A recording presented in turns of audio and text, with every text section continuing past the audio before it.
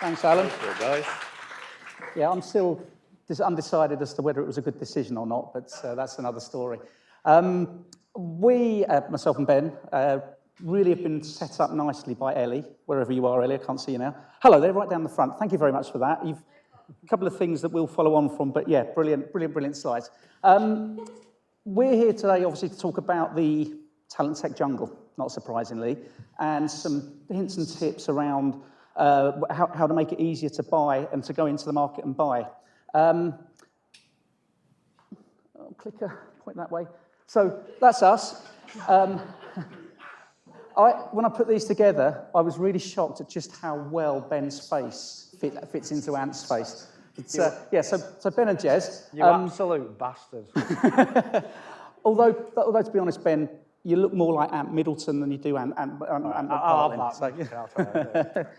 So what we're going to do today is just to say some hints and tips and talk about some war stories and things like that just over the next half hour or so before drinks, and we know drinks are sort of where you're heading for. It's really about what you do before you dive on in, before you go to the market, just some things to think about. The reason we think this is important, just some facts and figures to carry on from where Ellie was talking. There's approximately 25,000 HR tech products on the market at the moment globally. That's from various sources like Burson at Deloitte, PwC, and the big management consultancies. Within that, there are, on top of that, we probably, Alan and myself, probably get approached by between 5 and 10 pre-market startups every week. So it's a massive growth market. Talent Tech Labs in the US, which is a HR tech consultancy, provides lots of insight.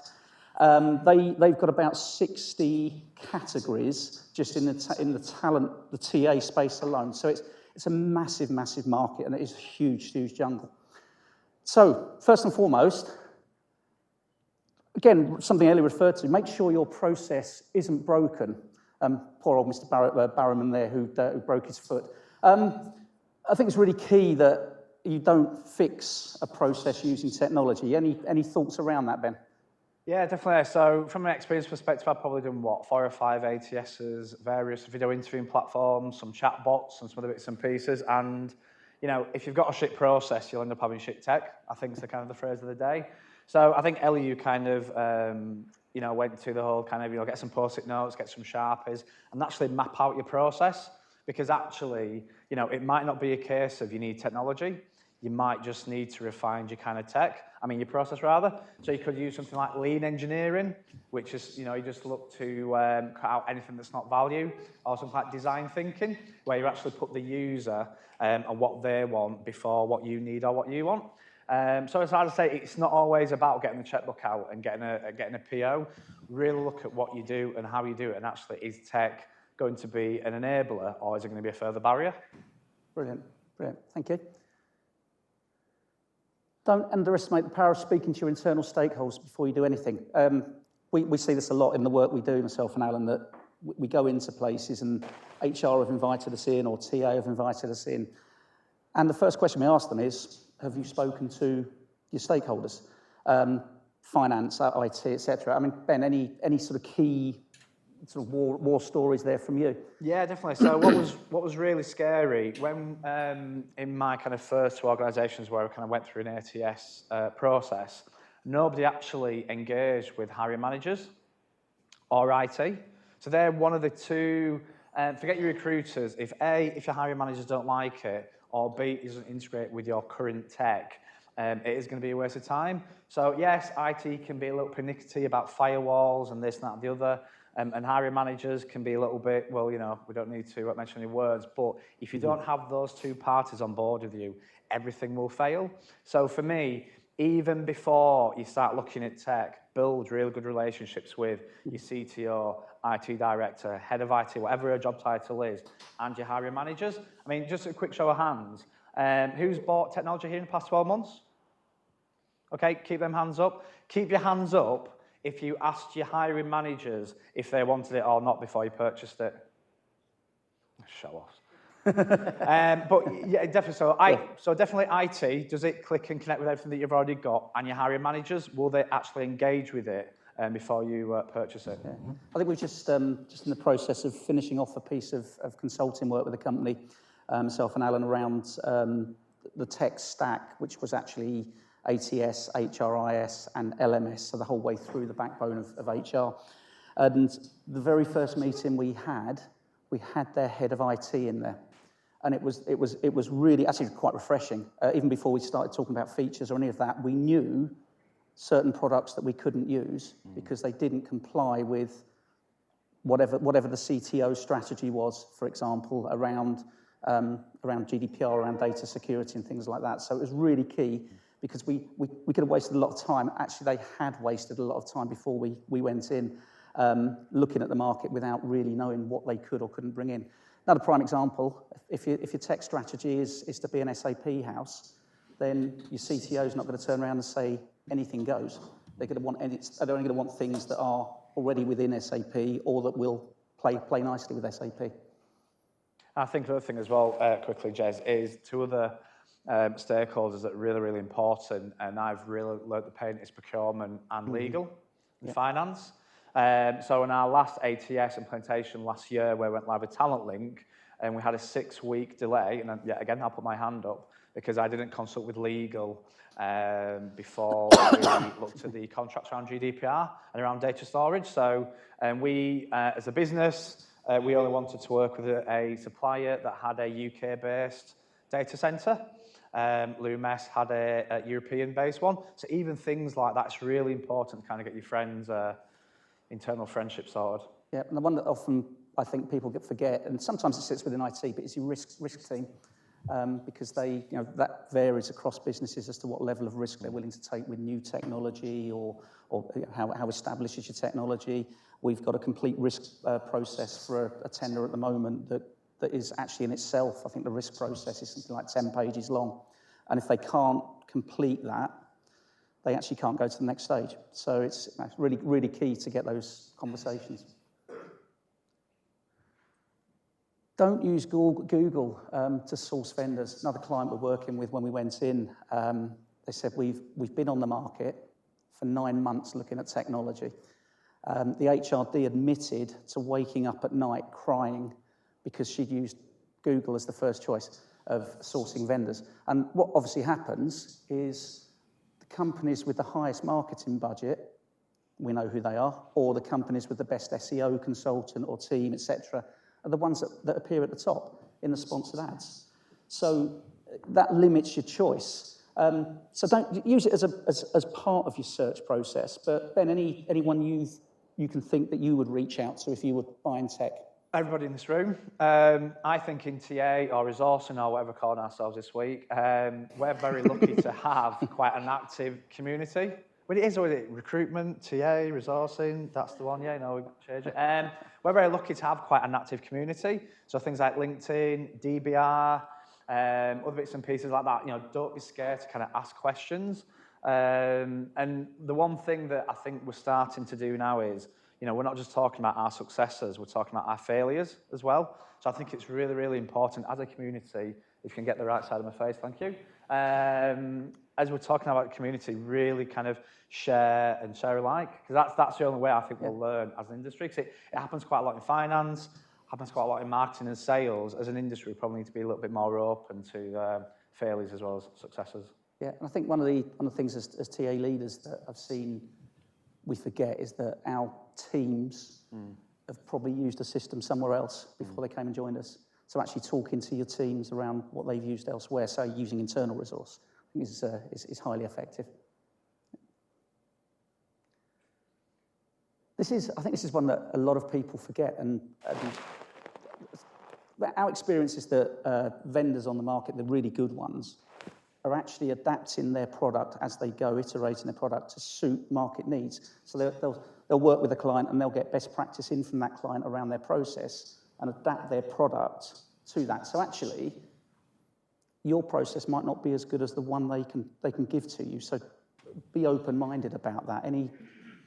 Any thoughts on that, Ben? Yeah, definitely. So, without kind of being cheeky to any vendors in the room, the vendor space is really, really competitive. And there's never been a better time to have a conversation with a vendor around, look, we quite like your product. It doesn't really fit for what we need. Can we talk about working together as a partnership and actually developing? So, for example, we go live with our new onboarding platform next week with Meet and Engage. 6 months ago, Meet and Engage did not have an onboarding product, but we've worked together to kind of develop it. So I think we need to start asking a lot more questions, rather than just having the standard demo, getting a business card, getting a kind of a brochure moving. Ask them questions, It says that you're only a UK-based organisation. Can you work in EMEA? Can you work global? Can you work... So start being a lot more inquisitive, because the one thing from my experience, obviously I think Jez, you'll back this up, is... the worst answer will be no. Vendors are not desperate, but vendors want to work with practitioners a lot more. So start asking more questions, start being a lot more curious, because I think you'll find that they're a lot more capable to actually work with us. So I think that's the future. I think there's enough of the parent-child relationship. I think now vendors, and they want to be a lot more kind of relationship-based. I think, that's going to be the future. Yeah, I think what myself and Alan are seeing at the moment is more and more vendors who are looking to work with other vendors as a natural process. So there are some ATSs that have marketplaces, but there are also actual vendors who are in the value chain wanting to work with companies at the next stage of the value chain. So almost to create a process for you. And actually, that actually takes on nicely to the next one. It's not always about the one product that is going to fix your problem, and sometimes I've seen when companies brought one product in to fix a problem here, it's actually created another problem further up here because there was a piece missing in the middle. Again, Ben, any thoughts around? Yeah, I feel really under pressure now. So look, there's massive pros and cons to doing, say, like an enterprise solution, say SuccessFactors or Taleo or something like that, or using maybe a smaller ATS like a greenhouse or something like that, and using a point solution. So maybe an assessment tool, a chatbot, onboarding, vetting, something like that. Going back to what Ellie said earlier, if you are going to look at using more than one product, you have to really understand that there is going to be a lot of integration work. And without being too pessimistic, there will be charges behind that. So, as I said, if you are looking for that enterprise solution, there will be suppliers out there that you can get that from. But if not, you will have to look at more than one, two. But the good thing now is there are a lot more integrations available through marketplaces with vendors. So yeah, again, I think it's just being about curious, asking more questions and being a lot more open. But I will say, if you are going to use more than one product, it is quite challenging. Because, you've got a lot of different data sets. And, let's be honest, some vendors will not work with other vendors because, they may be hiding their secrets or the rest of it. So, it is challenging. So I think you need to be, a bit wary, a bit careful. Yeah. I think one of the benefits of looking at products like that in that respect is the flow of data from end to end and keeping the data within sort of one secure environment rather than having workarounds where you flip data into a spreadsheet here and then ping it back in further down the line. So I think there's a benefit from that respect. And I think data is a key one, because I know we haven't heard many kind of GDPR nightmares, but as I said, that is a key one.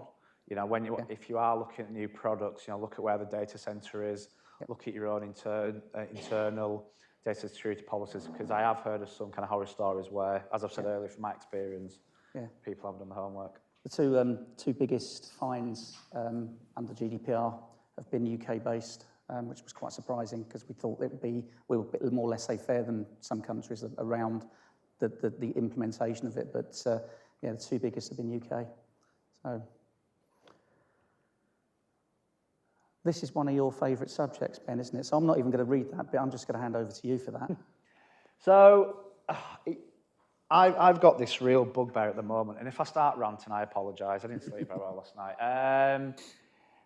It really, really gets on my wick when we hear people say TA doesn't have a seat at the top table or doesn't have a voice at the top table. That's because, I hate to say it, we're still talking about cost per hire. time to hire. You know, oh yeah, but we can fill vacancies within 16 days. Yeah, but they leave within 6 months. So it's an irrelevant metric. We need to start being a lot more commercial in what we do. So I love it when I speak to organisations and they talk about things like cost of an empty seat.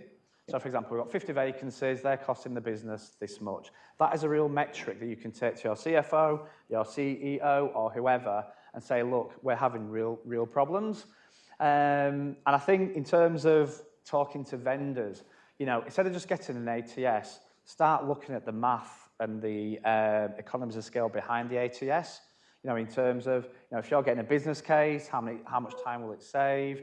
How much hours will it free up from the recruiter? What investment can we put back into the business? And I just think, as an industry, we need to be, as I said, a lot more commercial, and we need to start talking about real pound signs. You know, yeah, cost avoidance from not using an agency. Do you know what? Yeah, fantastic, but you weren't going to spend the money anyway. So look at what your organisation does. So, for example, Yodel, we deliver parcels. I think at the moment we probably have about 250 live vacancies. When we did our cost of an empty seat last week, we're costing the business about 4.5 million, 4 million each week from those empty vacancies. So now I've got that tool, then I can then go to the chief operating officer and say, regional manager for this vacancy, regional manager for it. So I think, as I said, everything that we do, try to link it to a pound sign of what your organisation does, and then you'll start getting some real kind of push. Whether it is getting a business case over the line, or something else along that line, but get the suppliers to help you do this, because a lot of vendors will have their own kind of commercial tools there. So yeah, again, it's that kind of partnership thing. If you want my business, which you do, you're going to have to help me create that business case to get that investment. No, that's a really good point. The key for the vendors, of course, is that they've got loads of data from other clients that can help you make that business case, and it's a service that good ones are offering already. I love that picture. Bye for now, and the future. So this isn't about necessarily about the technology that you need. It's more about understanding what's going on in your business. So it's pointless buying a piece of technology that's going to keep going, that's going to, signing up a 3-year contract, 12 months in, there's a major business change that negates the need for that piece of technology, and you've still got 2 years of contract left on it. So actually, going back to the stakeholder engagement 2 or 3 slides in, having those conversations on an ongoing basis, you know, whether or not we've got the top table spot, doesn't really matter. You've just got to continue having those conversations with your key stakeholders. Ben, I'll put you under pressure again. Yeah, so yeah, again, I think this is going back to what we said a couple of slides earlier around, you know, really understanding the strategy of the organisation. So, yeah, again, Yodel, 2018, when I was kind of designing the tech stack there, it was very clear that we were going to go big in the gig economy in terms of couriers and self-employed. So we needed a new ATS that would have that functionality, because obviously a self-employed workflow is very different to an employed workflow. So it's really looking at where is the organisation going in 1, 2, 3, 5, 10 years, and then making sure that when you look at your tech, yet again, you're asking the right level of question. And I think it's really important now that, you know, one of the main questions that you ask your vendors is, can you share your roadmap? Okay, this is what the product looks like now, but where's it going to be in a few years? You know, are you going to be using, I know I said AI then, sorry, machine learning. You know, do you use machine learning? Have you got a chat bot? You know, I think one of the major ones I think we need to start thinking about is Brexit. You know, will there be a Brexit impact on any of our vendors? So really start prodding about what, you know, because I think, you know, I personally think we should be building TA functions that are 3 to 5 years ahead of where we are now. Mm-hmm. And I think that's kind of going back to, I think you mentioned it earlier, Jez, about kind of being curious. You know, let's start demoing more, kind of, you know, just being a lot more futuristic. I think that was Ellie, actually. Yeah, it was actually Ellie. Sorry, Ellie. You know, because as I said, you know, I can only see TA being more competitive. You know, we've got enough challenges externally. Let's do the right thing internally. Let's build functions that are future fit. Excellent. And actually, this is wrapping everything all up in many ways.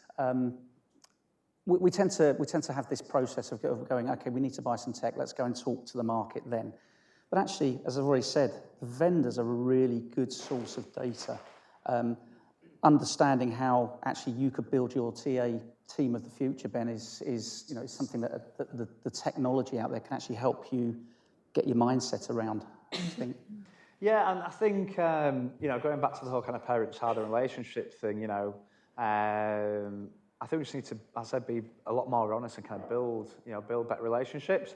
Going back to the kind of data piece, for example, I inherited iGrasp, and obviously iGrasp was taken over by Lumes. One of the first things that I did was, can you introduce me to some other clients in the Northwest and in the UK that use iGrasp?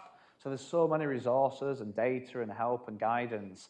But I think more than often, let's just, every single conference I go to, people say, I hate my ATS, hate CRM, video interviewing's not working or whatever. Let's just try to build some bridges with account managers. Get your account manager in and get them spend a day with your TA teams so they actually know. And, and yet again, without offending any vendors in the room, if things aren't working, start to get serious. Because we're paying a lot of money for these services. So, as well as kind of being pragmatic, I think we do need to start pushing a lot more and a little being a bit firmer. I think once we've got those relationships, then I think you'll start to see more positivity, around ATSs and, all those kind of other bits and pieces. Yeah, and going back to one of the earlier slides around researching the market, more and more I think we're seeing vendors who are actually doing open demos. So webinars and things where you can just go and sit, not in an office with them, so you're not going to get sold to in that respect, and you get the choice of, do I tick a box to say share my details? But they'll show you the product, half an hour, usually around lunchtime, show you the product, and you just learn from that. And it is really about understanding the market through those sorts of processes. It is, and without sounding like too much of a tight Yorkshireman, because there are so many vendors out there, there are a lot of quite interesting commercial deals that you can get now. So we know there's a lot of vendors coming over from the Atlantic, from America, quite a lot from Europe, although I don't know how long that'll last. Start to have conversations around, okay, well, your rate card price is this. That's clearly not in my budget. How about it costs this much and we be your poster child for next year? We go to conferences, we go to talks. So I'd say it's just being a little bit more, without sounding like Del Boy, a little bit wheeler dealer. Let's just start kind of, being a little bit more open, because, it is a very competitive market. And I think as a TA community, we probably need to start taking a little bit more advantage of that. So yeah, ask for demos, ask for freebies, ask for data. And I think you'll start to see a little bit more, kind of partnership and growth. Yeah, brilliant. And then when you need a supplier in a particular market, you've already got some knowledge of the market. You have, and like I said, they know who you are, they know what you do, and without being brutal, I think that is a true mark of a good vendor. I think a vendor who asks you one of the first questions, what do you do as an organisation, and what are your problems? Those are the ones that you really want to get to know. So I think they're the ones that will really get to know your business, get inside it, understand it, and hopefully build a solution in partnership with ourselves to great success. Yeah. I think the only thing I'd say is if you're going along to things like that, make the vendor aware that you're not in a position to buy at the moment. Yeah. And that's only fair to the vendor, because otherwise they spend a waste of time. And actually, if you're continuing to do all of this as you go, actually when you do come to buy. And I think as well, that's why it's really important to have a solid project team. So, invite somebody from procurement, invite someone from finance, invite someone from IT, and almost create like an internal TA tech stack project team, just so you can start having some really, really good conversations. 'Cause I mean, one of the best things that I've ever done, and I did it at Sophology, and I've done it at Yodel, was we had the support of a business analyst from IT. Obviously, I have to bribe her with coffee and sweets and God knows what else. But having a business analyst that can go to vendor meetings with us and map out processes and see where we can kind of chop and chase, it's really, really good. So that's something to consider as well. That way. So apologies, it's not strictly related to I'm a Celeb, but I can tell you that during I'm a Celeb season, if that showed up on my television screen at 9 o'clock, 3/4 of my household would have my guts for garters. So ITV have come to us there with a problem. The good thing is that if that problem was presented to me at that time on a whatever day of the night it was at 9 o'clock, I'd have a solution. You know, there's plenty of ways we can get ITV back on some other screen somewhere. Putting that in the context of recruitment, we've got a relatively new client we're working with who have basically come to us and said, we want a CRM. So they've come to the market with a solution. They want a CRM. When we've gone back in and actually looked at what it is they want, it's actually an engagement tool, which could be a CRM, but similarly, it could be an advocacy tool. It could be a talent pipelining tool, and actually what they're looking for is actually more in those than a pure CRM. So, Ben, I know certainly when you went to Meet and Engage, I think it wasn't with a specific question, it was with a problem. It was, yeah. So, going back to the chat bots that Ellie kind of showed earlier, we had a problem. During peak, we get about 5,000 applications per week. I have a recruitment team of about 15 people. I simply cannot kind of handle those applications. So we went to Meet and Engage with the problem of we need to ensure that every single person who applies for a peak role, obviously now we've rolled it out across the business, doesn't fall into a black hole. So from a comms engagement perspective, the two outcomes were a Match Me bot, which obviously helps candidates choose the right vacancy, and a Screen Me bot, which obviously replaces a telephone screening. But they were solutions to a problem. I did not say I definitely want a chatbot. So you should always do the homework, find the problem, and kind of find the process behind that. Because as I say, you do hear a lot of people buying a piece of tech and you think you really don't need that. You need something a lot smaller, or you don't even need a piece of tech. So yeah, again, it's all about discovering that problem and then sharing that problem, kind of taking it from there. Yeah, brilliant. Thank you. Now you've talked a lot about some of your favourite bits of the job you do. This is about your biggest one, I would say, and it's the king or queen of the jungle 2020, really, and it's change management. Oh, yeah. Now, clearly, if I'd looked like James Haskell before he went in, I'd have been quite happy. The Ant and Dec, Holly and Dec piece isn't about before and after. It's just simply that in our house, where we've got, as I say, 3 I'm a Celeb fans, and then me, they really took a long time to get their heads around the fact that it wasn't going to be Ant and Dec, that it was going to be Holly and Dec. And actually, in a recruitment perspective, that's really important to get that right, Ben. It is, yeah. So, when I joined Yodel, we had an ATS that hadn't been implemented correctly, configured correctly. No one really knew how to use it. And that was because people did not take all the users on a journey and a story. So one of the most important things that you can do is use very, very simple change management principles. And this isn't kind of redesigning the wheel or creating something just specific to TA. Change management is something that happens across transformation, across any industry. So very, very simple exercise that you can do is, look at every single stakeholder, whether it's an exec, sponsor, whether it's a recruiter, hiring manager, a vendor, and look at what responsibilities they have, what they're accountable for, how will the change impact them? Because usually their questions start with a what, a why, a how. So if we can look at things like, confirm what we're doing, clarify their concerns, manage them accordingly, and support them through that change. Because I think too many times TA will just bring in video interviewing. They'll bring in a chatbot, they'll bring in a new ATS or whatever, without really speaking to other stakeholders. And when you're doing any form of transformation, the most important thing, well, 2 most important things are people and the culture. Now, because if you do it incorrectly, people won't like it and you get a negative culture. That's why hiring managers won't use your brand new ATS. But if you do it correctly and you get buy-in and you get engagement, you get a really powerful, positive culture towards hiring. So as I said, for me, you really need to take people on a journey. You need to be really aware of people's concerns and kind of manage those concerns. I think it's we don't often talk about when it went wrong in our industry. One of the hardest pieces of technology implementation that I did I've done as a consultant, was where the internal team had really done the change management piece well with the senior team. And they just assumed that the senior team were going to push that down through the business. It all went swimmingly until a mid-level manager who wasn't even a hiring manager, didn't use the system, but used a part of the process, just went, I'm not using this. And he had that much power within the process that everything fell over, quite literally. So it is about top to bottom. It's not just... It is, and that's why, so one of the main reasons why we went with Talent Link. And we use Talent Link here? Yeah, a few.